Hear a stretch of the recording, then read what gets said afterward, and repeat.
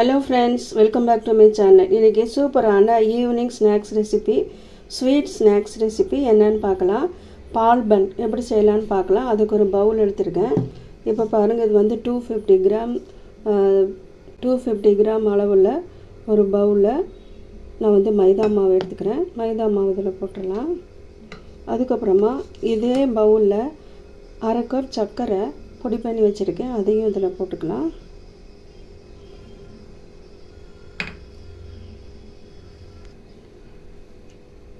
அதுக்கப்புறமா 1/2 spoon soda உப்பு அதையும் போட்டுக்கலாம்.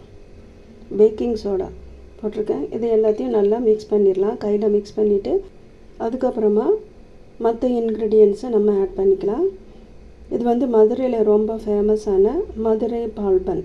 வீட்லேயே சூப்பராக எப்படி செய்யலான்னு பார்க்கலாம்.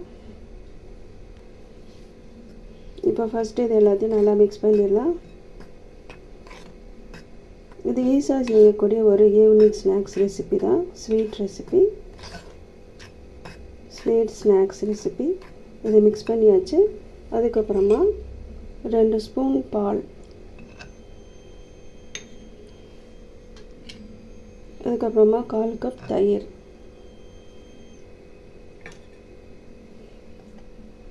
அதுக்கப்புறமா நான் 2 ஸ்பூன் எண்ணெய் ஊற்றுறேன். நீங்கள் நெய் வேணுன்னா கூட நீங்கள் நெய் ஊற்றிக்கலாம். இது எல்லாத்தையும் போட்டு நல்லா மிக்ஸ் பண்ணிடலாம்.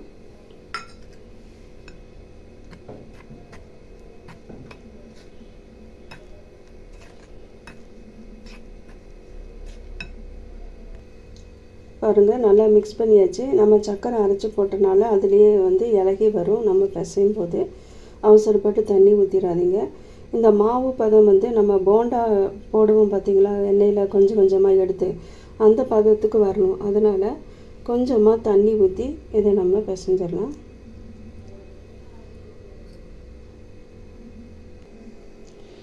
மாவு மிக்ஸ் பண்ணும்போதே ஒரு பிஞ்சு சால்ட்டு போட்டுக்கோங்க. அப்போ தான் எந்த ஸ்வீட் செஞ்சாலும் ஒரு பிஞ்சு சால்ட்டு போட்டால் தான் டேஸ்ட்டு உங்களுக்கு வந்து ரொம்ப சூப்பராக இருக்கும்.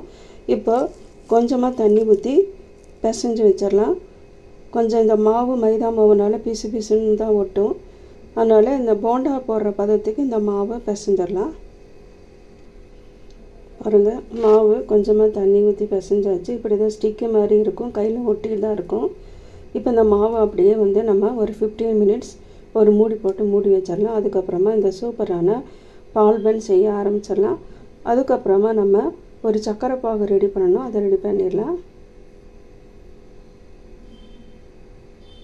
இப்போ அது ஒரு மூடி போட்டு மூடிடலாம்.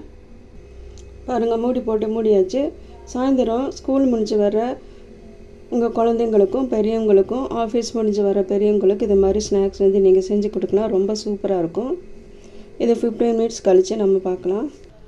இப்போ ஸ்டவ் பற்றி வச்சு ஒரு பாத்திரம் வச்சுருக்கேன். பாருங்கள், சர்க்கரை பாகு ரெடி பண்ணணும். அதுக்காக நான் வந்து ஸ்டவ் பற்றி வச்சு இந்த பாத்திரம் வச்சுருக்கேன்.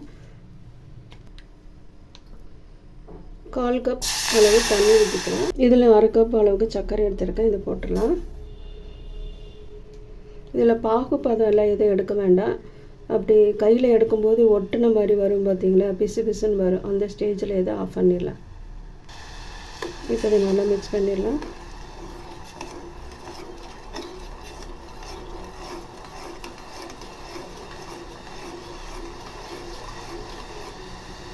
இப்போ கொஞ்ச நேரம் வெயிட் பண்ணலாம் ஃப்ரெண்ட்ஸ்.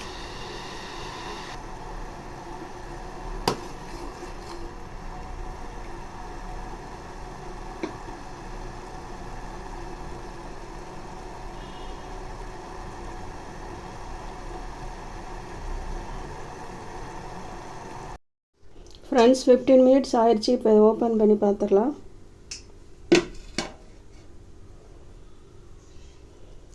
பாருங்கள், கட்டியாக இருக்கிறதுனால கொஞ்சமாக தண்ணி ஊற்றி மிக்ஸ் பண்ணி, கட்டியாக இல்லாமல் கொஞ்சம் நம்ம போண்டா பிடிச்சி எண்ணெயில் போடுற அளவுக்கு இருக்கணும். அது மாதிரி இப்போ இதை மிக்ஸ் பண்ணிடலாம். இப்போ பாருங்கள், ஸ்டவ் பற்றி வச்சு ஒரு இரும்பு கடாய் வச்சுருக்கேன். அதில் எண்ணெய் ஊற்றிட்டேன். எண்ணெய் ஹீட்டாக ரெடியாக இருக்குது. பொரிக்கும் போது மீடியம் ஃப்ளேமில் வச்சு தான் பொரிக்கணும். திருப்பி விட்டு பொரிக்கணும். இப்போ பாருங்கள், மாவு இந்த பதத்துக்கு இருக்கணும். இப்படி தான் இருக்கணும். இப்போ மாவு வந்து கையில் பிசுன்னு ஒட்டும். அதனால் ஒரு கிண்ணத்தில் எண்ணெய் வச்சுக்கலாம். ஒரு கிண்ணத்தில் எண்ணெய் வச்சுட்டு அதை தொட்டு நம்ம சின்ன சின்ன போண்டா மாதிரி போட்டு எடுத்துடலாம்.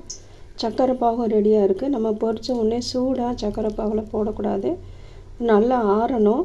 இந்த பால் பன் நல்லா ஆறணும். ஆறுனதுக்கப்புறம் தான் போடணும். இப்போ நம்ம எண்ணெயில் போட்டு பொரித்து எடுத்துடலாம்.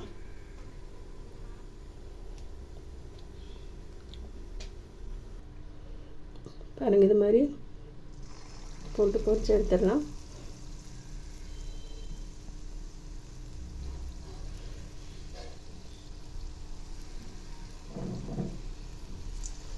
இதே மாதிரி எல்லாத்தையும் பொரித்து எடுத்துடலாம் ஃப்ரெண்ட்ஸ்.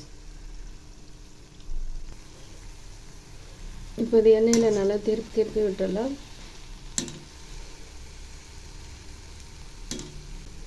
மாவு பிசைஞ்சு வச்சுட்டா சீக்கிரமாகவே இதை ரெடி பண்ணிடலாம். இது நல்லா திருப்பி விடுங்க. உள்ளே சாஃப்டாக இருக்கும், வெளியில் நல்லா கிறிஸ்பியாக இருக்கும். இப்போ இது ஃப்ரை ஆனதை எடுத்துடலாம். பாருங்க ஃப்ரெண்ட்ஸ், முதல்ல போட்ட இந்த 2 பால் பன்னு ரெடி ஆயிடுச்சு. இது எடுத்துடலாம். இதே மாதிரி எல்லாத்தையும் பொரித்து எடுத்துடலாம். ஃப்ரெண்ட்ஸ் பாருங்கள், குண்டு குலோப் ஜாமுன் மாதிரி நல்லா சாஃப்டாக நல்லா உருண்டையாக பால் பன் ரெடி பண்ணியாச்சு. இப்போ இந்த சுகர் சிரப் வச்சுருக்கோம் பார்த்தீங்களா, அதில் போட்டு கொஞ்சமாக அதை டிப் பண்ணி எடுத்தால் போதும். டிப் பண்ணிவிட்டு உடனே எடுத்துடணும், அதிலே வச்சிடக்கூடாது. அந்த ஸ்பூனில் அப்படியே லைட்டாக திருப்பி விட்டுட்டு எடுத்துடணும். திருப்பி விட்டதும் நல்லா சுகர் சிரப்பில் கூட்டானதுமே வேறு ஒரு பாத்திரத்துக்கு மாற்றிடணும், வேறு ஒரு தட்டுக்கு மாற்றிடணும். அதுலேயே போட்டுறக்கூடாது, நல்லா ஊறிடும். அதனால் ஊறக்கூடாது, உடனே போட்டு எடுத்துடணும். அவ்வளோதான், சூப்பரான மதுரை பால் பன் ரெடி பண்ணியாச்சு. அவ்வளோதான் ஃப்ரெண்ட்ஸுங்க, பாருங்கள், சூப்பரான மதுரை பால் பன் ரெடி பண்ணியாச்சு. இது ரொம்ப சாஃப்டாக இருக்கும் பாருங்கள். இது வெளியில் கிறிஸ்பியாக இருக்கும், உள்ளே நல்லா சாஃப்டாக இருக்கும். சாப்பிட சூப்பராக இருக்கும். சின்ன குழந்தைங்களுக்கு பெரியவங்களுக்கு ரொம்ப பிடிக்கும். நீங்களும் வீட்டில் இதே மாதிரி செஞ்சு பாருங்கள் ஃப்ரெண்ட்ஸ். செஞ்சு பார்த்துட்டு எப்படி வந்துச்சுன்னு சொல்லி கமெண்ட் பண்ணுங்கள். லைக் பண்ணி, ஷேர் பண்ணி, சப்போர்ட் பண்ணி, சப்ஸ்கிரைப் பண்ணுங்கள். மீண்டும் இதே மாதிரி ஒரு ரெசிபியோட அடுத்த வீடியோவில் உங்களை நான் சந்திக்கிறேன். தேங்க்யூ ஃபார் வாட்சிங்.